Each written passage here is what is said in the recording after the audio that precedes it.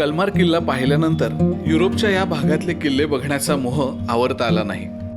आपल्या डोळ्यांसमोर किल्ले म्हटलं की दणकट मजबूत असं सौंदर्य येतं, पण युरोपातले किल्ले आपल्या या प्रतिमेला मस्त छेद देतात. नॉर्वेमधला हा किल्ला बघा. वरून पाहिलं की त्याची रचना एखाद्या मोठ्या फुलासारखी दिसते. हा क्रिस्टियन्स्टन किल्ला भुईकोट आहे. नॉर्वेमध्ये ट्रॉन्डेम शहरात एका टेकडीवर हा किल्ला बांधण्यात आला. साल होतं 1681. शहराला आग लागली आणि त्यानंतर पूर्वेकडच्या देशांच्या आक्रमणापासून शहराच्या सुरक्षिततेसाठी हा किल्ला बांधला गेला.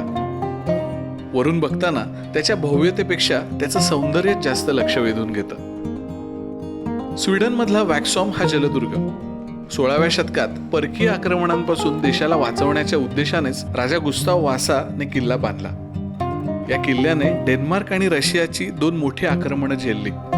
नंतरच्या काळातलं त्याचं बांधकाम रशियन युद्धकैद्यांनी केलं. किल्ल्याच्या मुख्य बांधकामाखालून स्टॉकहोम शहराला जोडणारा जलमार्ग हे या किल्ल्याचं खास वैशिष्ट्य होतं. किल्ले कुठलेही असोत, त्या काळापुरतं का होईना मन इतिहासात रमतं हेच खरं.